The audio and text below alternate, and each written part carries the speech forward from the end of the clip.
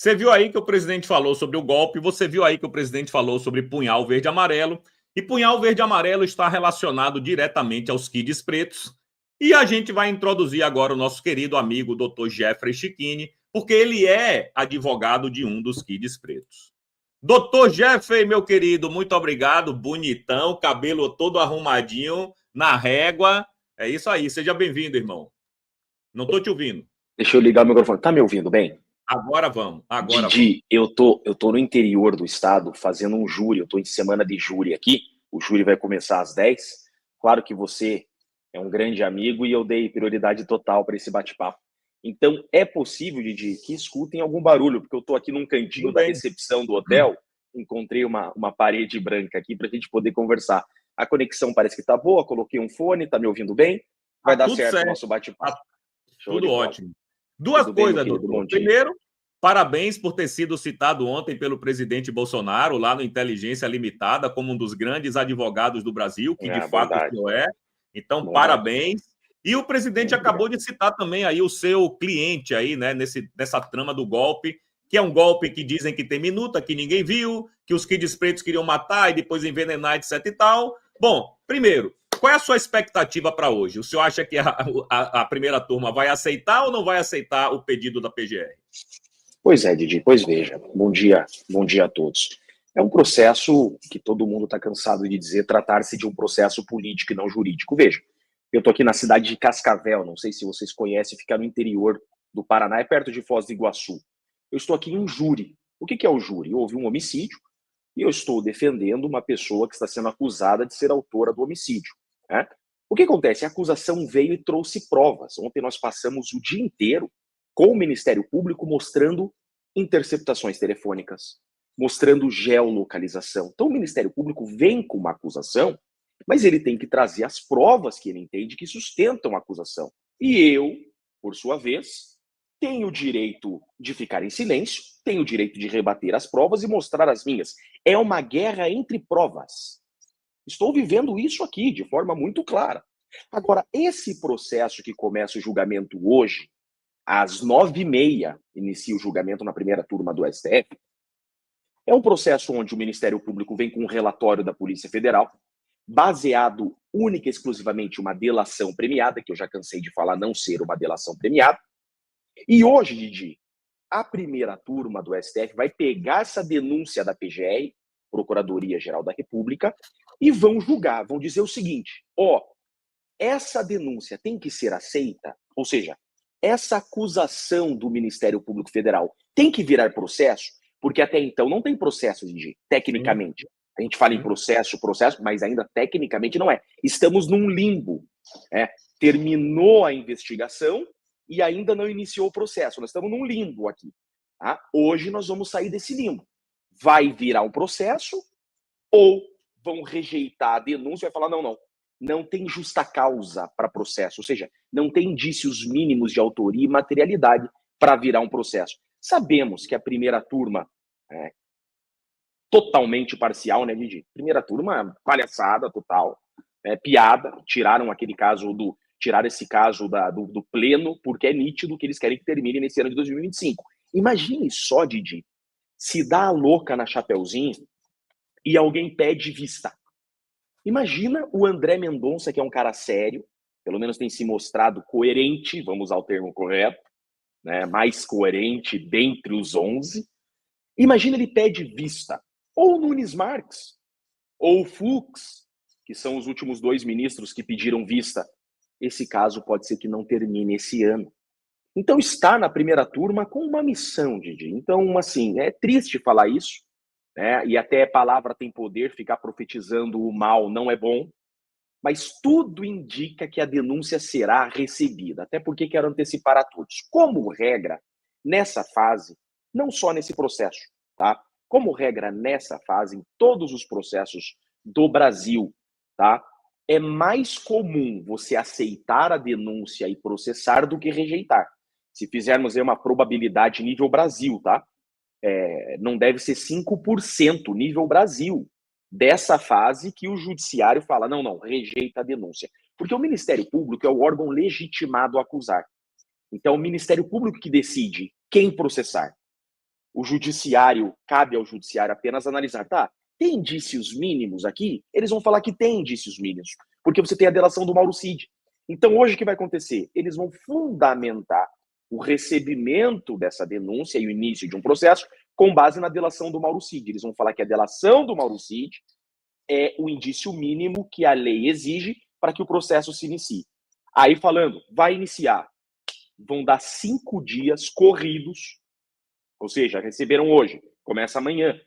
A defesa sai intimada do plenário, por exemplo, se os advogados lá tiverem, porque o advogado hoje coloca aquela bequinha bonita, que eu estou usando no júri ali, né, aquela bequinha, e tem 15 minutos na tribuna. Eu terei esse mesmo prazo dia 8, Didi. Esse julgamento de hoje será do Coronel Azevedo, que eu defendo, no dia 8, na mesma tribuna. Nós temos 15 minutos, nós estamos ali em plenário presencialmente. Havendo essa decisão, abre o prazo de 5 dias para apresentar defesa escrita. Daí é uma defesa já com o processo iniciado. Perfeito. 2 perguntas, doutor, técnicas mesmo, jurídicas, porque eu estou perguntando que eu sou leigo e não entendo. A primeira por que Nunes Marques votou a favor do Dino e do Zanin estarem no julgamento, se o julgamento é só na primeira turma? Isso que eu não entendi. Porque assim, quando você tem, por exemplo, uma decisão do ministro Alexandre de Moraes, ele é ministro da primeira turma. Existe um recurso que você joga para o pleno. Certo. Então, por exemplo, um recurso contra essa decisão foi distribuído para o pleno. Ok. Onde daí os 11 ministros decidem. Entendi. A outra pergunta técnica hoje é apenas para receber a denúncia, como o senhor já disse, praticamente é praxe de receber, mas na hora que for julgar mesmo o julgamento lá, Bolsonaro pode estar presente? E se fosse seu cliente, você indicaria que ele estivesse presente ou não? Funciona assim, Didi. Então agora, vão abrir prazo de 5 dias para as defesas. As defesas vão apresentar as defesas nesse prazo, tá? O que vai fazer? Lembra aquelas testemunhas que nós indicamos na primeira defesa? Sim. Vão marcar uma audiência para ouvir as testemunhas. Que bom. O que acontece? O ministro Alexandre de Moraes diz a lei, isso é uma lei específica, tá? Como regra, não é o Código de Processo Penal. Existe uma lei 8038 de 90. É uma lei de processos originários no STF. Então, esse rito de processos direto no STF tem uma lei própria. Essa lei própria diz o seguinte, que vai ser marcada uma audiência e o juiz relator, então, por exemplo, o ministro Alexandre de Moraes, ele pode nomear um juiz de carreira para ser instrutor do processo. Então, ele pode nomear um desembargador de um tribunal, de um TRF, tá? Para ser o juiz instrutor. O que é o juiz instrutor? É o juiz que realiza a audiência. Porque o ministro Alexandre de Moraes, ele não vai querer sair lá do do Olimpo para fazer audiência, né? Claro. Se colocar lá cara a cara com plebleus, né? na visão dele, ele vai nomear um desembargador instrutor para fazer essa audiência. E testemunhas serão ouvidas. Didi, terminada a audiência, o último a ser ouvido é o réu. Então, a defesa do Bolsonaro vai decidir se o Bolsonaro vai ser interrogado ou não. Aí, perfeito. Provavelmente, sabemos que ele vai querer ser interrogado, e eu oriento que, ou seja, o meu cliente será interrogado. É o momento que ele tem de defesa. Porque quando a gente fala em ampla defesa, Didi, a ampla defesa se divide em 2. A autodefesa, que é eu me defender, através do interrogatório, e a defesa técnica. Sim. Você não pode confiar tudo na defesa técnica. Pera lá, ninguém se defende melhor que você mesmo em um processo justo, né, Didi? Ninguém conhece o teu processo melhor do que você, né? O fato melhor do que você. Aí ele vai ter o direito à autodefesa, tá? Terminado isso, vai ser marcada uma sessão de julgamento onde a defesa daí vai ter 1 hora para fazer a explanação final. Isso será com certeza esse ano, né? Com certeza esse ano.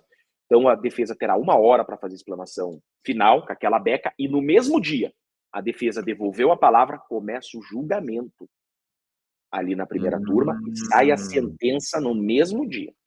É mesmo, cara? Mesmo, exatamente. Por isso que é tão rápido, Didi.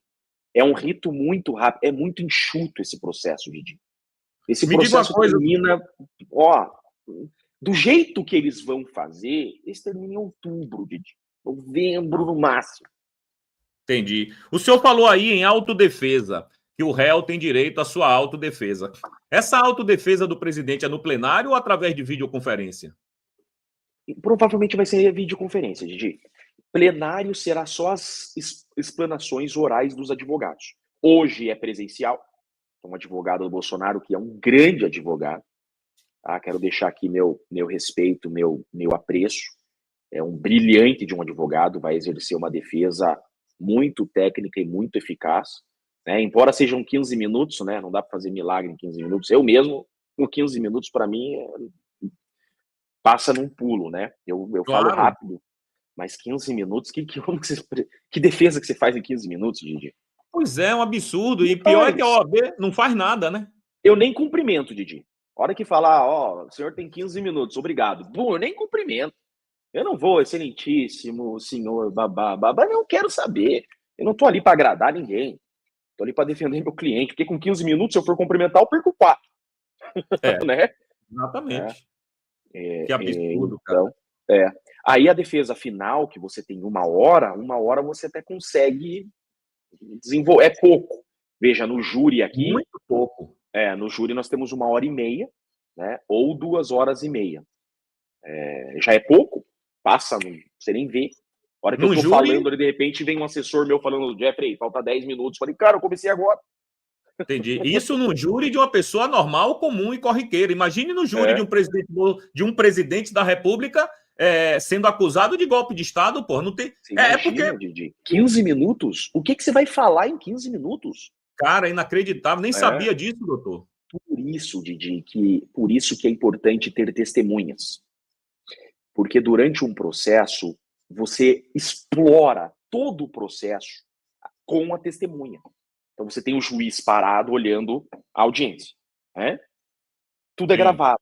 Então, você tem as testemunhas ali para desenvolver a defesa. Num júri, isso é importantíssimo. Os jurados, que são 7 jurados, estão ali assistindo a defesa, perguntando para a testemunha. Então, ali você consegue mostrar coisa. Olha aqui esse movimento. O que é isso aqui, babá? Então, você já vai desenvolvendo. Para a hora que você tem aquela palavra de 1h30, o jurado já viu praticamente todas as suas provas por meio das perguntas das testemunhas. Entendi. Tem essa estratégia. E tem limite de testemunha, doutor? Tem limite. Tem limite. São 8 testemunhas por fato. Pode arrolar testemunha pra caramba, né? Eu não lembro quantas testemunhas as defesas arrolaram. Tá? Eu arrolei bastante. Eu arrolei umas 12 testemunhas. Bom, já que a gente tá falando... Eu tenho essa forma de trabalhar. Eu gosto de trabalhar com testemunha. Você consegue desenvolver todo o processo na audiência, né? E fica tudo gravado. Perfeito. O senhor assistiu ontem o Inteligência Limitada? O senhor teve tempo de assistir isso ontem? Então, eu estava no júri. Eu assisti depois que começou a chegar várias mensagens, né? Que eu tive... fui mencionado pelo presidente, tenho um carinho gigante por ele. Fiquei lisonjeado, com toda certeza. Isso é fruto do nosso trabalho honesto, Didi. Sim, advogados bons, nossa, tem inúmeros, inclusive eu acabo de citar. O advogado do Bolsonaro é brilhante, tem advogados brilhantes nessa operação. E agora, hoje, o que está separando o joio do trigo é honestidade. Honestidade com a lei, honestidade com o compromisso de defender a justiça, e isso eu sei que eu sou. A minha vida é pautada na honestidade de defender corretamente a lei, não colocar jamais minhas ideologias à frente da correta aplicação da lei. Não o fiz na Operação Lava Jato, Didi. Perfeito. Bom, eu jamais o farei. Já que a gente está comentando aqui sobre testemunhas, o senhor falou que o máximo podem ser 8. Uma das testemunhas do presidente Bolsonaro é o governador Tarcísio de Freitas. E ontem, no Inteligência Limitada, o Tarcísio falou sobre isso e eu quero trazer aqui esse momento para a gente comentar junto. Eu sei do propósito do presidente. Quando me perguntaram agora se eu seria testemunha de defesa do presidente, eu disse, claro, óbvio que eu vou ser, por uma razão simples. Eu acompanhei Jair Bolsonaro ao longo da presidência dele. E, de certa forma, tenho o privilégio de ser um dos ministros mais próximos do presidente. Então, tive uma proximidade muito legal com o Bolsonaro, que me abriu uma porta, e a gente já conversou sobre isso, inclusive aqui, que jamais ninguém abriria, porque o presidente acabou apostando em técnicos, acabou desafiando a lógica. Ninguém fez o que o Bolsonaro fez. Ninguém. Quando que eu ia ser ministro de Estado? Nunca, isso nunca passou pela minha cabeça, porque antigamente um ministro de Estado tinha que ser vinculado a um partido político, um ministério era entregue para um partido, porta fechada. O Bolsonaro rompeu com isso. E eu procuro fazer a mesma coisa aqui em São Paulo. Então, eu tenho uma gratidão muito grande, vou ser grato sempre, vou ser leal sempre, porque é uma pessoa que nesses anos todos, eu nunca vi pensar em outra coisa senão o interesse das pessoas. Eu posso dar N depoimentos aqui, N. No caso do Covid, por exemplo, eu me lembro de chamando o Paulo Guedes e dizendo, pô, como é que vai ficar se a gente fecha tudo? O cara que vende biscoito Globo na praia, como é que vai ficar o cara do churrasquinho, que ganha o dinheiro na porta do estádio no final de semana, né? Como é que vão ficar essas pessoas humildes que estão no sinal, essas pessoas que dependem do comércio, o pequeno comerciante? E aí nasceram uma série de coisas. Nasceu o auxílio emergencial, nasceu o Pronamp, nasceu o benefício emergencial. Aí, naquele período, era comum, por exemplo, a gente ir num restaurante e ouvir do garçom, pô, meu emprego foi salvo graças a vocês, porque o Estado assumiu o ônus de pagar parte daquele encargo. Quantos empregos foram salvos dessa forma? Eu vi o presidente se preocupar com o motorista de caminhão, a questão dos 20 pontos, a questão da não cobrança do pedágio no eixo levantado, a questão da diminuição da multa por fuga de balança, a questão do prazo para renovação de carteira, né? Eu vi o presidente se entusiasmar com a questão do Pix, com a inserção das pessoas no mercado de crédito. Eu vi o presidente preocupado com a água no Nordeste, eu vi o presidente querendo isentar motocicleta de pedágio, eu vi um cara que se preocupava com as pessoas. Agora, quantas vezes eu vi o presidente arquitetando, armando alguma coisa que tivesse fora da Constituição? Nunca. Esse papo nunca houve. E assim, se eu era um ministro próximo, eu nunca ouvi nada disso. Nunca vi. Nenhum movimento, nada que desabonasse. Então eu só vi uma pessoa preocupada com o cidadão, preocupada em fazer o melhor, preocupada em entregar e preocupada com o país. Então eu tenho uma tranquilidade absoluta de defender o Bolsonaro, e aqui não tem assunto proibido, não tem nada, a gente conversa sobre tudo, enfim. Meu querido Jeffrey, qualquer testemunha tem um peso, evidentemente, mas o governador do estado de São Paulo ser testemunha, eu acho que tem um peso maior, né? E pelo que a gente viu aí, aquilo que todo mundo já desconfiava, Bolsonaro nunca quis golpe de Estado, nunca planejou nada que fosse contra o povo. Pois é, Didi, e não é só um governador de estado. Ali, como testemunha, ele é uma testemunha de fato. Por exemplo, existe o informante, que é o amigo íntimo que vai lá para abonar, a gente chama de testemunha abonatória, vai lá para falar bem, que é o que ele fez no programa. Esse vídeo que você acabou de passar é uma testemunha abonatória. Vai lá para falar certo. Bem, eu sou muito grato. E tem a testemunha do fato. Tarcísio é uma testemunha do fato. Ele era ministro do presidente, ele viveu aquele momento de transição de governo, então ele é uma testemunha de fato.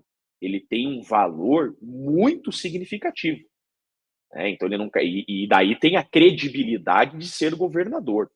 Então é muito importante o depoimento dele. Me mostrou ser uma pessoa com muito caráter, sujeito homem. É um cara que está colocando o nome dele. Vocês estão entendendo o peso disso? Nós estamos em uma perseguição política. Tarcísio tem mandato.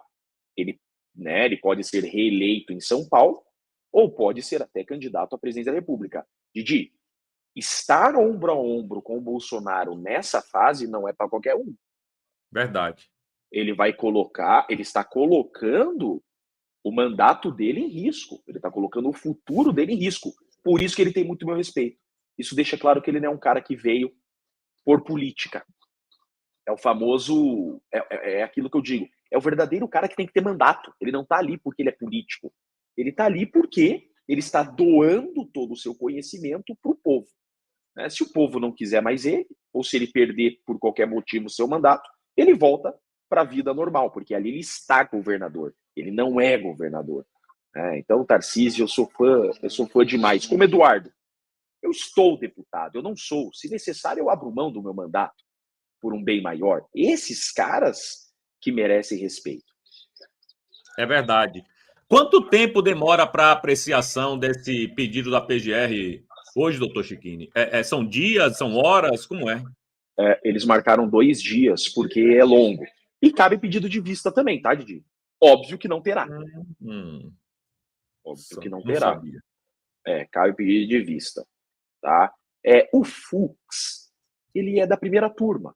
Né? O Fux ter pedido vista, no caso da Débora, chamou muito a atenção. Será que, Didi, né?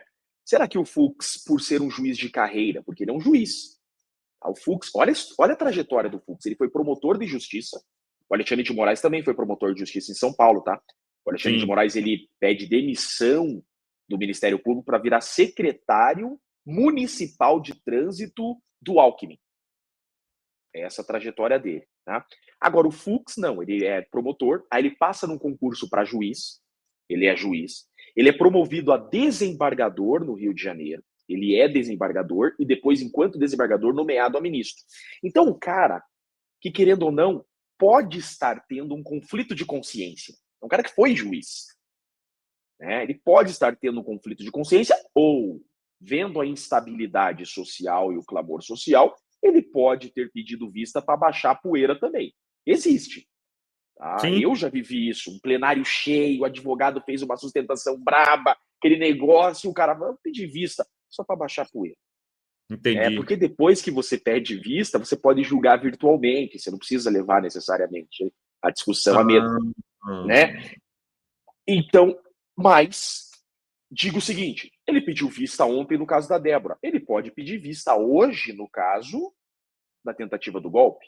Eu quero acreditar que o Fux, pelo compromisso que ele teve quando tomou posse como juiz de primeiro grau, como tomou posse como desembargador, está tendo um conflito de consciência. Eu não duvido disso.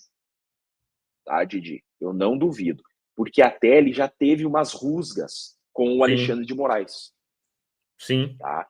Porque aquele negócio de, tudo tem limite, né, cara? Tudo tem limite. Essa condenação da Débora, a esquerda e a direita tá indignada. Eu tô aqui num júri, né? Nós estamos ali em 15 advogados, porque tem vários réus. Eu conversei isso ontem com os advogados, né? Ali tem 15 advogados, eu de direita e os 14 de esquerda. É assim que funciona, né? Mas são todos amigos, né? E eu falei, daí? Da Débora? Não. Esse ele se passou. É unânime. Não tem como defender isso. Até jornalistas da esquerda escreveram isso, né? Artigos e editoriais aí nos jornais de esquerda falando sobre o caso da Débora, pô. Que é um absurdo. Então, se alguém pode pedir vista nesse caso hoje do Bolsonaro, que termina amanhã, não termina hoje, né? Eles pegaram 2 dias. Se alguém pode pedir vista, é o Fux. Não duvide, hein, Didi? Olha lá, hein? Não duvide. Mas eu espero que o senhor tenha razão, né? Porque a imprensa inteira, todo mundo está dizendo que será unânime, ninguém vai pedir vistas e que será a apreciação do pedido da PGR será unânime pela primeira turma. Eu já vi o Fux discordar poucas vezes, é verdade, mas discordou do ministro Alexandre de Moraes e a gente espera que isso aconteça agora. Mas se acontecer, vai ser botar um chope nos amigos lá, né? Aí ele pode ser mal visto também, né, doutor? Didi. Tudo indica que não vai haver. Tudo indica que vai ser unânime, né? Essa estratégia de deixar na primeira turma está descaradamente exposta. Está descaradamente exposta a estratégia. Bom, o senhor tocou aí no assunto da Débora. O presidente Bolsonaro ontem comentou exatamente sobre a Débora. O presidente comentou sobre muita coisa ontem. E uma das coisas que ele comentou... Aquilo foi uma autodefesa, Didi. Aquilo foi uma autodefesa. Desculpe, doutor. Aquilo foi uma autodefesa, né? Aquilo foi excepcional. Eu achei a estratégia do Bolsonaro ontem... Desculpa te cortar, tá, Didi? Eu fui delicado com você. Tá? Eu achei a estratégia do Bolsonaro incrível. Por quê? Tá? Ele já fez uma autodefesa e se o interrogatório dele no processo não for transmitido, já está ali no YouTube. Entendi. Bom, eu vou botar aqui então rapidinho esse trecho onde o presidente fala da Débora, a covardia, né, segundo o presidente, feita contra a Débora e que todo mundo concorda. Nem acordar. A Débora é uma pessoa normal, uma cabeleireira. Ele é casado, o marido é pintor, mora aqui no interior de São Paulo, e estava lá nesse dia. E naquele dia, ela pegou o batom e pintou lá. Aquela loucura que aconteceu. ela não quebrou nada. Assim como tem muita gente condenada, não tem uma imagem quebrando nada. Está em curso nesses crimes aqui. O mais importante é organização criminosa armada, tá? Que não foi achado nenhuma arma lá. Nenhuma arma, nem um 22 foi achado, nada. Como diz Zé Múcio, né? Arma, golpe tem que ter tropa, tem que ter arma, tem que ter uma liderança. E não tem. Vasculhar no telefone a vida de todo mundo. Se tinha alguma mensagem minha estimulando alguma coisa. Mas não, eu acho que em relação a ela, eu acho que teve até um efeito negativo até, né? Porque 14 anos, 30 milhões, né, de multa e tudo mais, acho que pegou... Tem pessoas até da esquerda achando que foi exagerado, né? Olha só, às vezes... E aí, você acha que é por isso? Não, tá chateado com isso? Imagina a Débora que não vê os filhos dormir nem acordar. Um de 7 e um de 10 anos de idade. Ela está 2 anos em preventiva. Uma repercussão enorme nas mídias sociais. Nessa absurda pena de 14 anos que o Alexandre botou, e logo depois do dia não foi o próximo voto. E você tem, se me engano, são 5 dias, e quando tem o plenário virtual. O que era normal já ter 2, 3 dias, ter votado todo mundo. Deu terceiro. Pediu vista. O Fux pediu vista. A gente espera aqui. É por causa da comoção, você acha? Com toda certeza. Todos eles são seres humanos. Eu não sei como é que algum tem coração de pedra lá dentro, com o Alexandre de Moraes. Não consigo entender. Eu tenho um momento de fraqueza. Acho que eu não tenho, eu sou o machão. Tá? Eu tenho um momento de fraqueza meu. Ele parece que não tem um momento de fraqueza dele. Quando vê uma mãe, o Alexandre Moraes tem esposa, tem filhos, são maiores, mas tem filhos, pô. Os juízes que estão com ele lá embaixo também tem filhos, tem parentes, tem filhos. Vê uma mulher daquela. Você acha que aquela mulher sabia que, no imaginário dela, do que ela estaria sendo acusada, tentativa de golpe de Estado, isso estava no imaginário dela? Ela tinha poder ou poderes para ajudar a concretizar um golpe de Estado? Mas ninguém dá golpe de Estado num domingo, em prédio. Você dá contra pessoas. O golpeado, ele é banido, preso, morto ou deportado. O possível golpeado estava em Araraquara, aqui do lado aqui. Bom, e rapidamente já passo a palavra para o senhor aí. Eu quero comentar aqui, porque o presidente falou sobre as consequências disso aí, que é justamente a manifestação do dia 6. O que vai acontecer naturalmente comigo? Dia 6, a gente está convidado, obviamente, vai ter um evento aqui em São Paulo. Mas quais são... Vai ter um evento em São Paulo. Tá. Eu creio que vai ter uma multidão aqui. Que o povo está acompanhando o que está acontecendo. O povo está cada vez mais entendendo e tem também uma extra, né, uma compaixão pela Débora, com seus 2 filhos. As mães vão se fazer presente nesse momento. A Michele, minha esposa, que não pôde estar na última, né, lá no Rio, porque estava se recuperando da cirurgia, vai estar presente aqui. Nós pretendemos, já conversei com o Bruno Scheid, um amigo meu lá de Rondônia, ele deve ajudar a trazer para cá, por exemplo, uma senhora, mãe de 6 crianças. O mais velho 10 anos, e o mais novo 10 meses. O pai está condenado a 14 anos, está foragido, não sei onde ele está. Está na Argentina, não sei. E essa mãe está educando os filhos sozinha. O salário dela de servidor do Estado foi bloqueado pelo Alexandre de Moraes. Tá? A gente pretende aqui convidar aqui, até lá, se tiver algum fato novo, não sei, né? Convidar aqui o marido da Débora a comparecer com seus 2 filhos aqui. E quem vai fazer a palavra? Vou convidar a Damares também a se fazer presente. Ela foi ministra dos Direitos Humanos e das Mulheres. O que vai acontecer?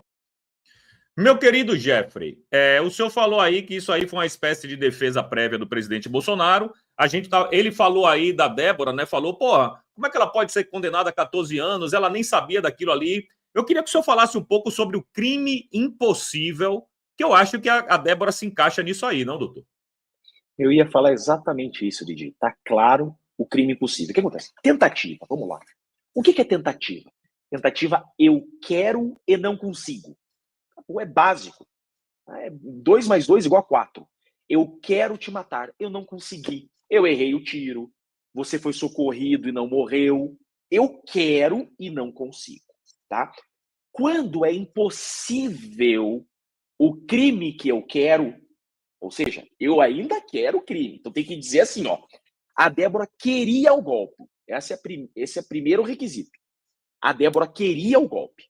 Tá? O segundo requisito é, ainda que ela queira o golpe, tem como a Débora praticar o golpe? Se não tem como a Débora praticar o golpe, é crime impossível. Por exemplo, eu quero te matar, Didi. Eu aponto o meu dedo para você com o desejo de que saia um raio laser da ponta do meu dedo e exploda a tua cabeça. Primeiro requisito preenchido. Eu quero te matar. Segundo requisito, eu tenho como te matar. Crime impossível.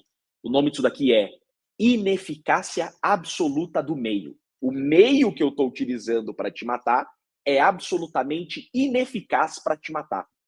É exatamente isso que aconteceu ali. A Débora não queria golpe, mas ainda que ele fala, essa golpista, ela queria esse golpe. Ela tinha como dar golpe com um batom, numa estátua, num domingo. Ela não tinha. É o crime impossível. Ou seja, é ineficaz de forma absoluta a conduta da Débora. Certo. Você sabe me dizer se Débora tem advogado ou se é a DPU? Não, ela tem advogado, é um bom advogado, já entrou em contato comigo, já conversamos, tá? Já trocamos contato, tá lutando, tá? Tá lutando, é um guerreiro também. Não o senhor acha que ele vai utilizar dessa estratégia aí do crime impossível? Didi, eu creio que sim. Advogado criminalista conhece essa tese. E é uma tese escancaradamente clara e evidente ali. Né? Vocês viram que a Débora... Por que 14 anos? Não é que eles pegaram um crime e deram a pena máxima. Não. A Débora foi condenada por uns 5 crimes. Está sendo, né? O processo foi suspenso. Né? O Fux pediu vista, então suspendeu. O correto era ter colocado em liberdade, porque o processo não terminou por culpa do Estado. O Estado prolongou a prisão, né? O Estado judiciário prolongou a prisão da Débora. O certo era colocá-la em liberdade.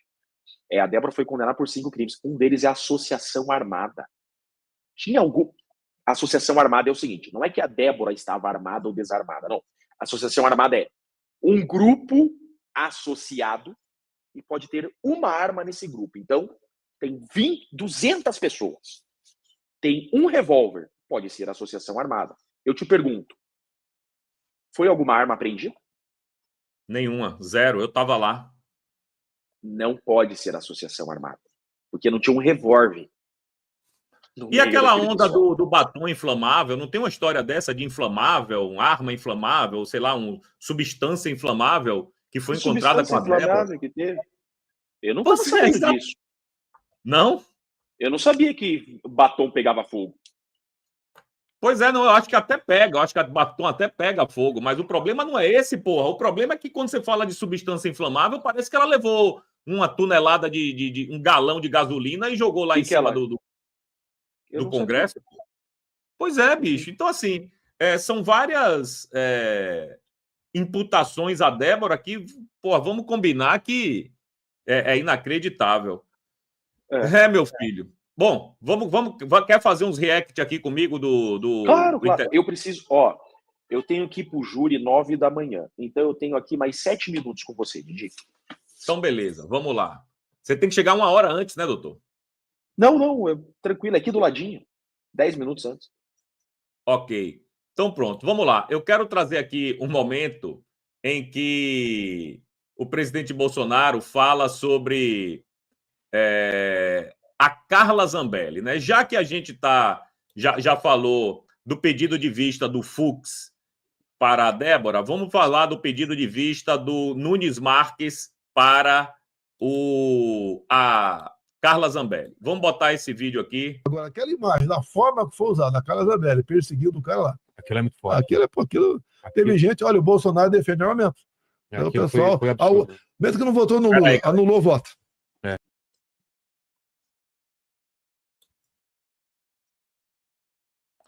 Espera aí que deu um tilt aqui. Como sempre, Didi fazendo besteira aqui. Vamos tentar botar direito aqui a zorra aqui, porque, porra, ao vivo, meu filho, às vezes dá umas ziquezeiras aqui. Quem sabe faz ao vivo, Didi. Quem sabe faz ao vivo. Vou tentar fazer ao vivo agora de novo. Agora foi, meu filho. Agora foi. Vamos lá. Agora, aquela imagem, da forma que foi usada, a Carla Zambelli perseguindo o cara lá. Aquilo é muito forte. Aquilo teve gente, olha, o Bolsonaro defende armamento. Então, o pessoal, mesmo que não votou no Lula, anulou o voto. A gente perdeu. São Paulo estava bem aqui, né? A gente estava com 20 pontos. Quase 2 milhões, né? E aí o que acontece? A Carla Zambelli tirou o mandato da gente. Ela tirou o mandato da gente. Você perde 5 pontos, quer dizer... Agora, aquela imagem da... Bom, vamos lá. Aí o presidente está comentando sobre a Carla Zambelli, ele disse aí textualmente que a Carla Zambelli tirou o mandato da gente. Aquilo realmente foi um vacilo da Carla, mas não é para perder o mandato dela, né, doutor? Vamos combinar. Didi, vamos lá. Quando eu vi aquilo que a Zambelli fez, eu lembro muito bem, eu olhei e falei assim, vai custar caro. Eu também, cara, no dia. Vai custar caro. Não tem crime nenhum ali. Ela tem porte legal de arma, não vejo crime nenhum, dedo fora do gatilho, procedimento padrão. Ela, mulher, em uma situação de vulnerabilidade, utilizou uma arma para igualar forças, não vejo crime ali. Mas a imprensa politicamente deturpa tudo, né? Então o Bolsonaro tá certo. Veja que o Bolsonaro perdeu a eleição por 2 milhões de votos. São Paulo tem quantos eleitores? 10 milhões de eleitores em São Paulo. Expôs. Foi uma sucessão ali de acontecimentos às vésperas da eleição. O Bolsonaro tá certo. Mas nada a ver. Essa cassação da Zambelli é totalmente política. Não faz sentido nenhum. O que tem a ver com o mandato dela, aquela arma na mão? Não tem nem relação, não tem nem conexão com o mandato. Você cassa uma pessoa vendo conexão com o mandato. 5 anos de cadeia, doutor? Nada a ver. 5 anos. A pena máxima de um crime de porte ilegal de arma é 4. Como que dá 5? Que matemática esses caras estão fazendo? Que calculador esses caras estão usando? Aquela que é sempre o máximo, né, para a oposição. Sempre. Que crime que é esse? Você chegou... Vou te falar. O senhor chegou a ver o vídeo que circulou ontem nas redes sociais do pré-confusão, de antes da confusão dela puxar a arma? Eu não vi nada ontem de dia, eu tava no júri o dia inteiro. O cara praticamente cuspiu na cara da Carla Zambelli, chamou ela de P daquilo. Eu vou passar o vídeo aqui rapidinho, o senhor tem 5 minutinhos? Tem. Então pronto. Vou passar o vídeo aqui, porque muita gente aí não assistiu, e eu acho que vale a pena a gente ver, para vocês entenderem o contexto de Carla Zambelli ter puxado a arma. Hoje eu já entendo um pouco melhor. Talvez ela mesmo assim tenha exagerado, mas hoje a gente vai entender um pouco melhor por que é que ela puxou a arma, velho. O cara encheu o saco dela, doutor. Encheu o saco dela. Olha isso aqui. A perda de mandato, a perda da arma e mais prisão e multa, agora interrompido pelo ministro Nunes, eu sou surpreendido com as imagens publicadas pelo vereador patriota do nosso partido aqui do Espírito Santo, Dácio Bacarense, olha que esse foi vídeo. Testemunha ocular. Dá uma olhada. Até amanhã é Lula. Você falou o que com ela? Amanhã é Lula. Você falou o que com ela? Amanhã é Lula, papai. Ok, pode ser. Amanhã é Lula, papai. Fala comigo. Amanhã é Lula, Fala papai. de novo o que você falou. Amanhã é Lula. Amanhã é Lula. Amanhã é Lula. Amanhã é Lula, irmão. Tira o celular da sua mão. Amanhã é Lula, papai. Amanhã é Lula, tio. Amanhã é Lula, tio. Repete o que você falou. Amanhã é Lula, tio. Para de gravar. Vocês vão voltar pro bueiro. Vocês vão voltar pro bueiro porque devia ter saído, seus filhos da puta. Bueiro, voltar pro bueiro, velho. Vocês vão voltar pro bueiro, velho. Eu não consigo, tô falando com vocês. Vocês vão voltar pro bueiro. Vocês vão voltar pro bueiro. Vocês vão voltar pro bueiro. Ninguém falou nada com vocês, irmão. Vai voltar pro bueiro. Vai voltar pro bueiro, irmão. Você tá filmando o carro dele. Você tá filmando o carro dele, irmão. Vocês vão voltar pro bueiro, irmão. Vocês vão voltar pro bueiro, irmão. É isso, irmão. Não precisa filmar pra ficar à esquerda aí. Por quê? Vai voltar pro bueiro. Vai voltar pro bueiro, filha da puta. Por que você tá tremendo? Vai voltar pro bueiro, filha da puta. Vai voltar pro bueiro. Vocês vão voltar pro bueiro. Vocês vão voltar pro bueiro, irmão. Por que você tá tremendo? Vocês vão voltar pro bueiro, irmão. Por que você tá Vocês vão tremendo? voltar pro bueiro, irmão. Vocês vão voltar pro bueiro. Vocês vão voltar pro bueiro, devia ter saído.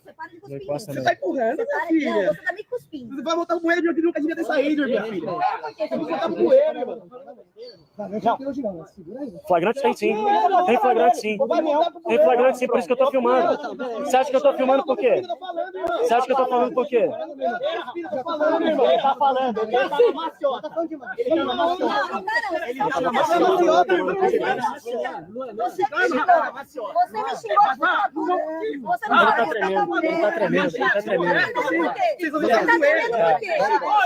Vocês vão voltar pro bueiro. Vocês vão voltar pro bueiro. Vocês vão voltar pro bueiro. Hoje nunca devia ter saído. Você agrediu uma mulher, rapaz. Você agrediu uma mulher de graça. Você agrediu uma mulher de graça. Você agrediu uma mulher de graça, rapaz. Você xingou e cuspiu uma mulher de graça. Tá filmado, rapaz. esquece, mano. Não faz o jogo. Você é bandeira vermelha, não faz o jogo.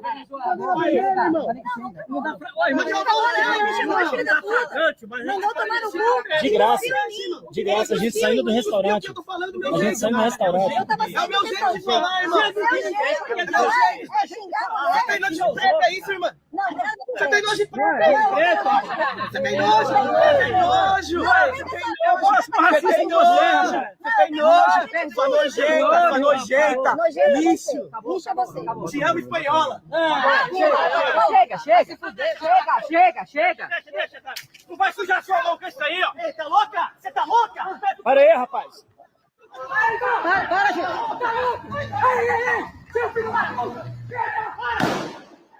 Para aí, rapaz. Para aí, rapaz. É polícia, rapaz. Para aí, rapaz. É polícia, rapaz. É polícia, rapaz.